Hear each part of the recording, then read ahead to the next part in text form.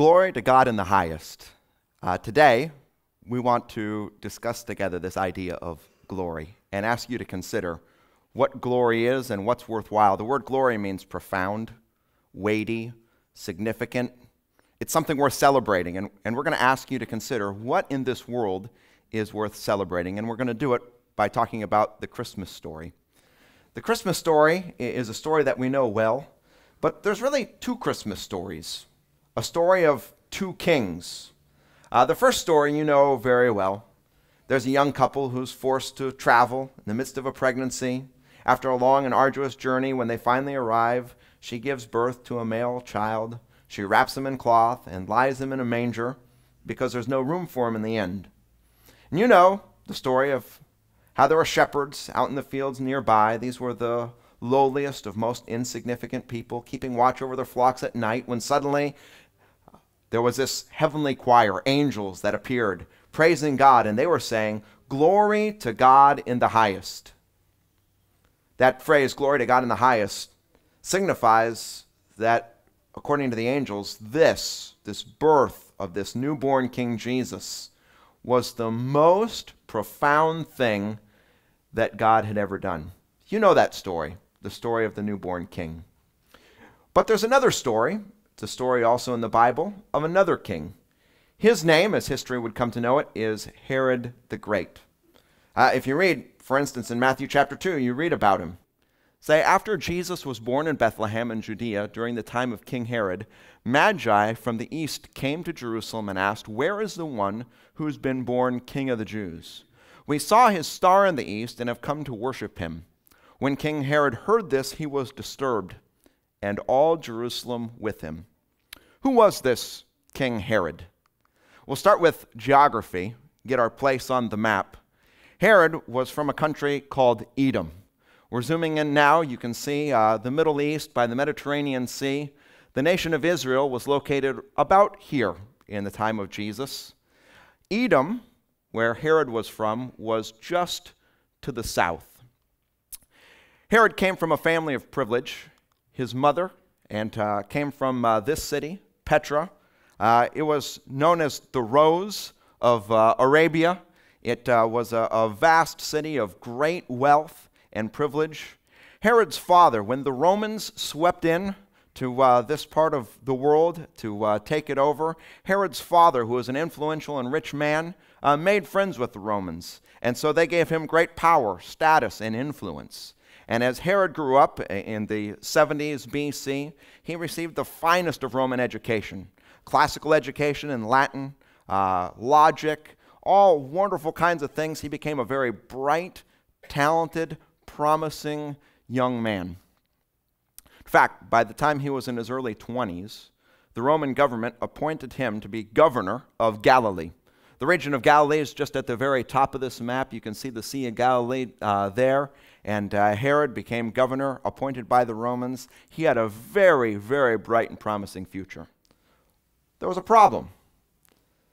There was another family, also very powerful in Israel, known as the Hasmoneans.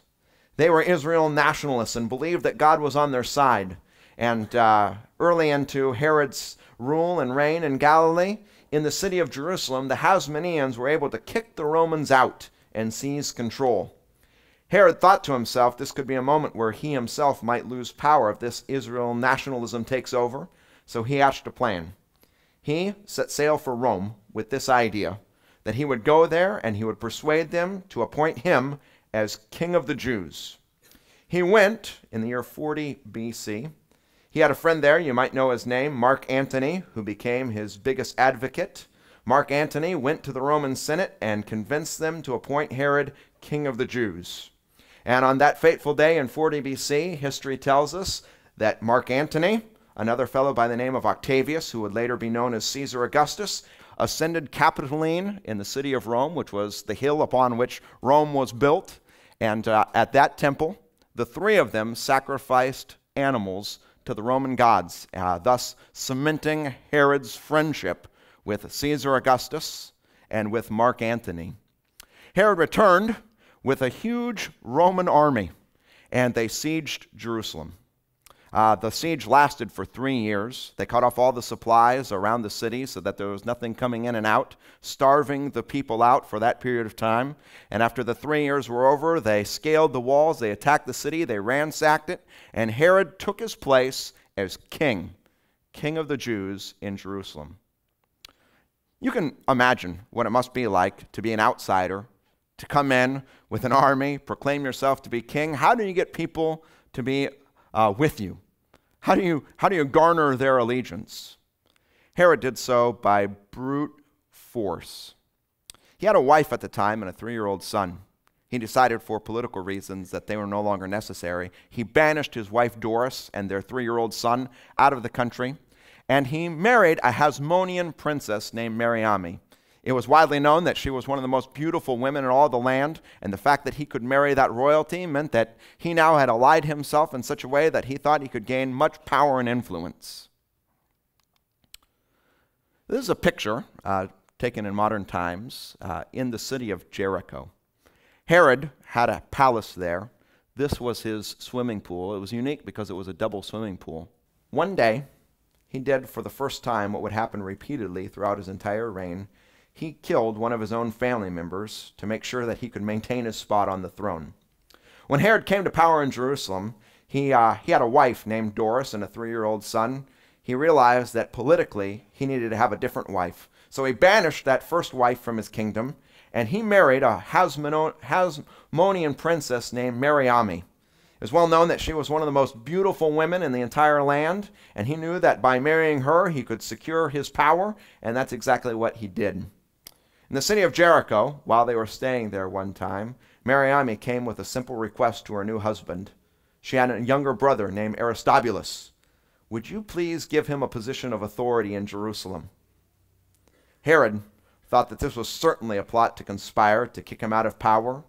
And so that fateful day, in this large swimming pool of his palace, he did for the first time what he'd do over and over again. Aristobulus was held underwater until he drowned and died. Herod became famous for killing off his rivals. In fact, although he loved Mariamne, and history records that he was never the same after he did so, at one point he thought that she was trying to conspire against him, and he had her executed, and her mother, and pretty much anyone else related to her. He was a brutal, brutal dictator. And if there was even the hint that you were trying to get in his way, he knew how to snuff you out. Herod was a remarkable guy. I've talked about his education and his talent, but if you were to travel to the land of Israel and just see the ruins that are left behind, this man lived an amazing life. He was one of the richest people that ever lived. In fact, historians can argue about it, but some argue that he was the wealthiest man that ever lived. And just to give you some idea, he grew up with a lot of personal wealth. His family had the complete monopoly on the spice trade. In that day, okay, they didn't have showers, they didn't have baths like we do. We can get ourselves cleaned up pretty well. For them, it was important to have perfume. And Herod had the best of it. He was like the Calvin Klein of the day. He made lots and lots of money on this spice trade. He also owned a lot of land, a lot of property, which he leased out. He made lots and lots of money. And when he became king, he also gained the authority to tax. And it's estimated that his annual income was somewhere between $1 billion a year when it was slow times and $10 billion a year when things were good. Just to get a little perspective, remember this? November, Powerball got way up there, $587 million the jackpot finally got to. Could you imagine winning $587 million? It's like that's more money than anyone would know what to do with. In Herod's slowest years, he would make double this per year. Think about it. He was very wealthy. And he wanted to make a name for himself. He sought and wanted eternal, immortal glory. He wanted his names talked about in every history book moving forward. And so he decided to do something throughout his kingdom. He set out on great building projects. I'll talk just about a few. The pictures you see on the screen right now are pictures, renditions of what the temple in Jerusalem would have looked like after Herod built it. When Herod came to power, the temple was very small. He said, "Not in my kingdom. I want the most grand temple there is." And he built this structure. He built it very, very quickly. It only took a few years for him to build. And it's an amazing, amazing structure. You know, there's part of it that still remains to this day. You familiar with this picture of the Wailing Wall in Jerusalem? This is part of Herod's temple, the Temple Mount that he built. Just even what the archaeologists have discovered about these stones are perfectly cut. They didn't use any cement between the stones to keep them in place. When they rolled them into place, they fit perfectly with the stone next to it. Archaeologists have discovered that there are stones in this wall weighing as much as 80,000 tons. How did he move those stones? You know that today, we don't even know how to move a stone that big. The closest thing we have is these cranes that lift up big cruise ships. How did Herod build this place? He wanted this temple to be the largest in the world, and to this day, this is the largest religious temple built by one man across the face of the earth. Huge work. Herod also, he wanted to have a harbor. He wanted his harbor to be the largest harbor in the then known world. Only problem, the nation of Israel had no natural harbor, and faced with that problem, he did what any of us would do. We'd build one. He invented technology to do it. He had to build these two big breakwalls. He wanted his harbor to be hold 300 ships, so it needed to be about 40 acres. He built these two big breakwalls. He invented cement that would harden when poured into water, so that he could build these huge breakwalls for his harbor. In the city of Caesarea, there was no natural water there. He knew no city could survive without water, so he had a 9-mile aqueduct built so that it could bring fresh water to this city. This city became one of the jewels of the Mediterranean Sea. 300 ships could set in that harbor all at the same time. I mean, it was just, he had a theater built there. He had palaces with swimming pools there. You can see pictures of the remnants of it still today. Just an amazing, amazing place. Why? Because he wanted to be number one in the entire world. And this was the harbor that he built in a town called Caesarea. Let's talk about another place that he had built. He wanted to build a fortress for himself that was impenetrable.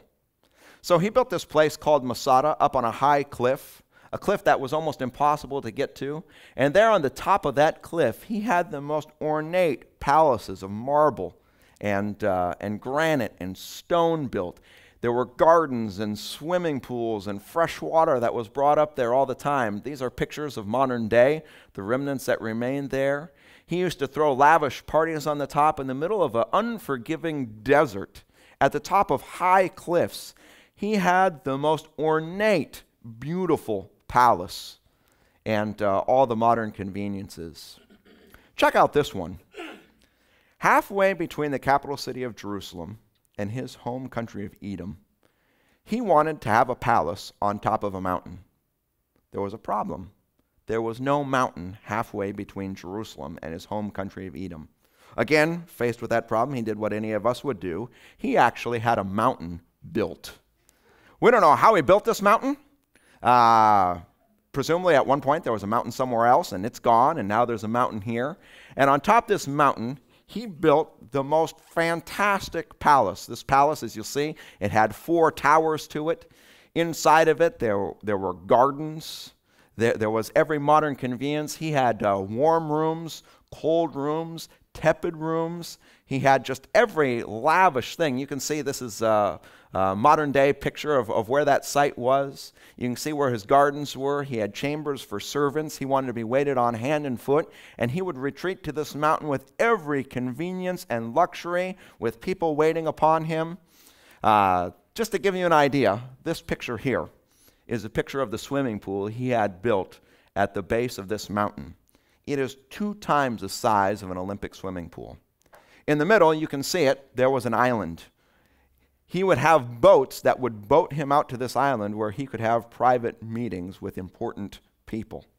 You can get some sense of what it would have looked like in its own day with the pictures that are about here on the screen. Herod was a remarkable individual. This was his glory. Top-notch education, influential people. He had servants who waited on him hand and foot. He was wealthy beyond our wildest dreams. He undertook and accomplished these massive building projects. I've only shown you a few of the many he undertook.